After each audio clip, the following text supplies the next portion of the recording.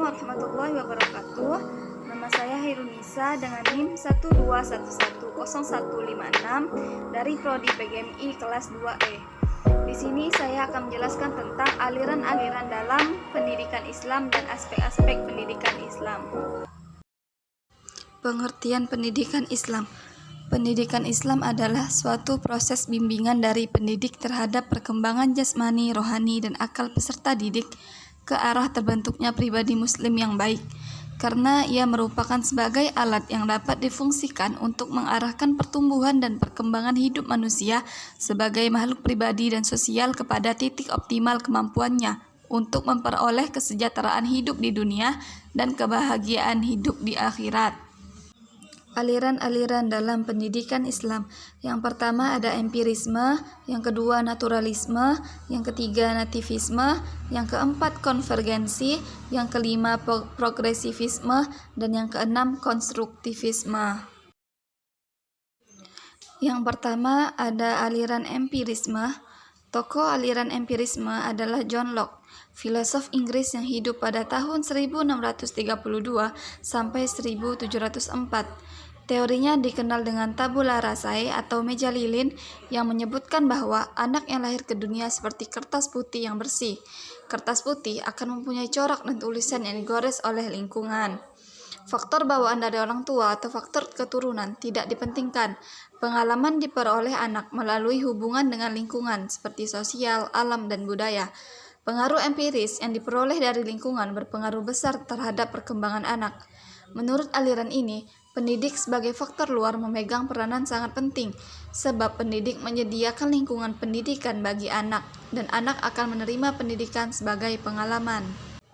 Menurut aliran ini, pendidik sebagai faktor luar memegang peranan sangat penting, sebab pendidik menyediakan lingkungan pendidikan bagi anak, dan anak akan menerima pendidikan sebagai pengalaman.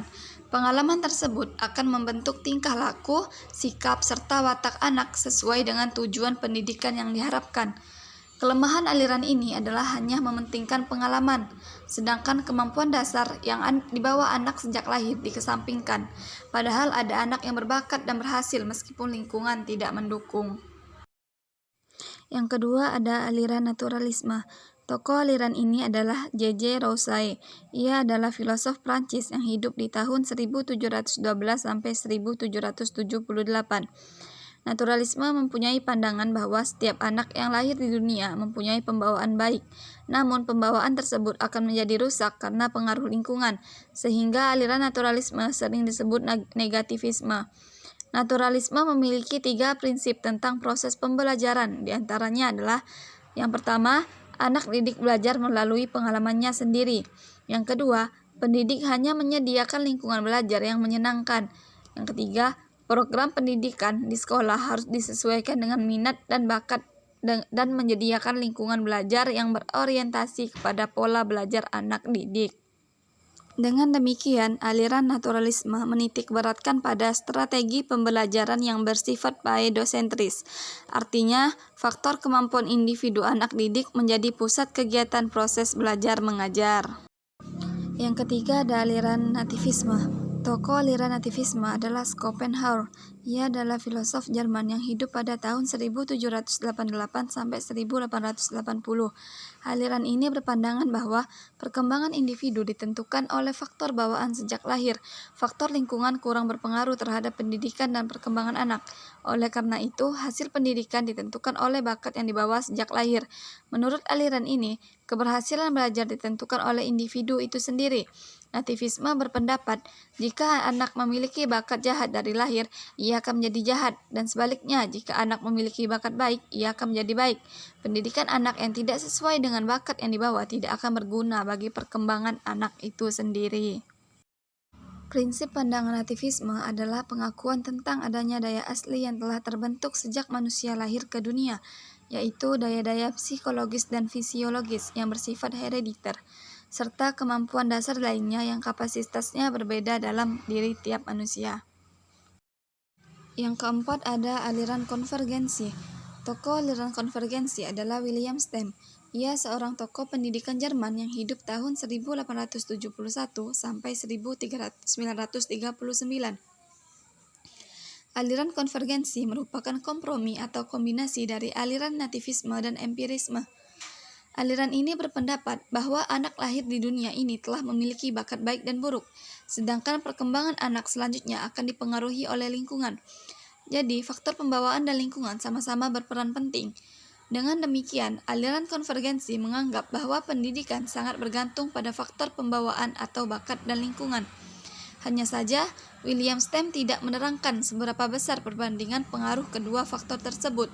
Sampai sekarang, pengaruh dari kedua faktor tersebut belum bisa diterapkan. Yang kelima ada aliran progresivisme. Tokoh aliran progresivisme adalah John Dewey. Aliran ini berpendapat bahwa manusia mempunyai kemampuan yang wajar dan dapat menghadapi serta mengatasi masalah yang bersifat menekan ataupun masalah-masalah yang bersifat mengancam dirinya. Aliran ini memandang bahwa peserta didik mempunyai akal dan kecerdasan. Hal ini ditunjukkan dengan fakta bahwa manusia mempunyai kelebihan-kelebihan jika dibandingkan dengan makhluk lain. Manusia memiliki sifat dinamis dan kreatif yang didukung oleh kecerdasannya sebagai bekal menghadapi dan memecahkan masalah. Peningkatan kecerdasan menjadi tugas utama pendidik, yang secara teori mengerti karakter peserta didiknya. Peserta didik tidak hanya dipandang sebagai kesatuan jasmani dan rohani, namun juga termanifestasikan di dalam tingkah laku dan perbuatan yang berada dalam pengalamannya. Jasmani dan rohani, terutama kecerdasan, perlu dioptimalkan. Artinya, peserta didik diberi kesempatan untuk bebas dan sebanyak mungkin mengambil bagian dalam kejadian-kejadian yang berlangsung di sekitarnya, sehingga suasana belajar timbul di dalam maupun di luar sekolah. Yang keenam ada aliran konstruktivisme. Gagasan pokok aliran ini diawali oleh Giambattista Vico, seorang epistemolog Italia. Ia dipandang sebagai cikal bakal lahirnya konstruksionisme. Vico mengatakan bahwa Tuhan adalah pencipta alam semesta dan manusia adalah tuan dari ciptaan. Mengerti berarti mengetahui sesuatu jika ia mengetahui. Hanya Tuhan yang dapat mengetahui segala sesuatu karena Dia pencipta segala sesuatu itu. Manusia hanya dapat mengetahui sesuatu yang dikonstruksikan Tuhan. Bagi Vico, pengetahuan dapat menunjuk pada struktur konsep yang dibentuk. Aliran ini dikembangkan oleh Jean Piaget. Melalui teori perkembangan kognitif, Piaget mengemukakan bahwa pengetahuan merupakan interaksi kontinu antara individu satu dengan lingkungannya. Artinya, pengetahuan merupakan suatu proses, bukan suatu barang. Aliran ini menegaskan bahwa pengetahuan mutlak diperoleh dari hasil konstruktif kognitif dalam diri seseorang melalui pengalaman yang diterima lewat panca indera, yaitu indera penglihatan, pendengaran, peraba, penciuman, dan perasa. Dengan demikian, aliran ini menolak adanya transfer pengetahuan yang dilakukan dari seseorang kepada orang lain. Dengan alasan pengetahuan bukan barang yang bisa dipindahkan, sehingga jika pembelajaran ditujukan untuk mentransfer ilmu, perbuatan itu akan sia-sia saja. Selanjutnya ada aspek-aspek pendidikan Islam. Yang pertama ada aspek akidah. Dalam dunia pendidikan, aspek akidah sering disebut dengan aspek kognitif. Istilah kognitif berasal dari kata cognition yang padanannya knowing, berarti mengetahui. Kata akidah berasal dari bahasa Arab yang berarti ma'uqida alaihi wa al-dhamir, yakni sesuatu yang ditetapkan atau yang diyakini oleh hati dan perasaan atau hati nurani, dan berarti ma tadayana bihi al-insan wa i'tadaqahu, yakni sesuatu yang dipegangi dan diyakini kebenarannya oleh manusia. Dengan demikian, secara etimologis, akidah berarti kepercayaan atau keyakinan yang benar-benar menetap dan melekat di hati manusia.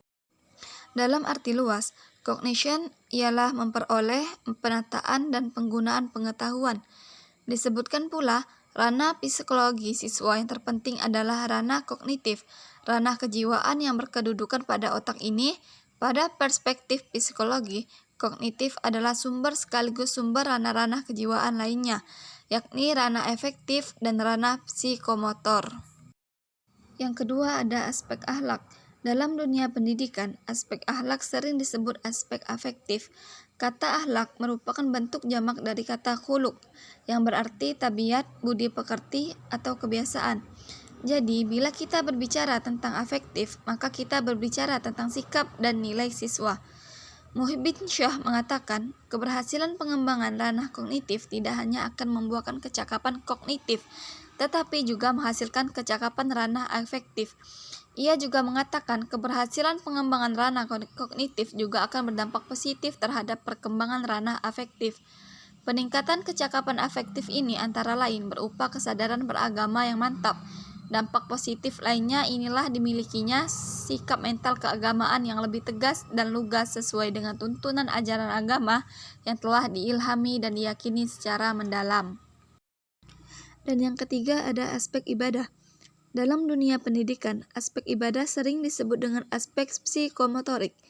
Kecakapan psikomotorik ialah segala amal jasmania yang konkret dan mudah diamati, baik kuantitasnya maupun kualitasnya, karena sifatnya yang terbuka. Muhyiddin Shah berpendapat keberhasilan pengembangan ranah kognitif juga akan berdampak positif terhadap perkembangan ranah psikomotorik. Pelajaran pendidikan agama Islam justru harus dikembangkan ke arah proses internalisasi nilai afektif yang dibarengi dengan aspek kognitif sehingga timbul dorongan yang sangat kuat untuk mengamalkan dan mentaati pelajaran dan nilai-nilai dasar agama yang telah terinternalisasikan dalam diri peserta didik. Dari pernyataan tersebut dapat disimpulkan bahwa keberhasilan guru dalam mendidik peserta didik dapat dilihat dari aspek psikomotor, yaitu bisa atau tidakkah peserta didik itu mengaplikasikan mata pelajaran yang diberikan oleh guru ke dalam tingkah laku kehidupan sehari-hari. Sekian penjelasan dari saya tentang aliran-aliran dalam pendidikan Islam dan aspek pendidikan Islam. Sekian dan terima kasih.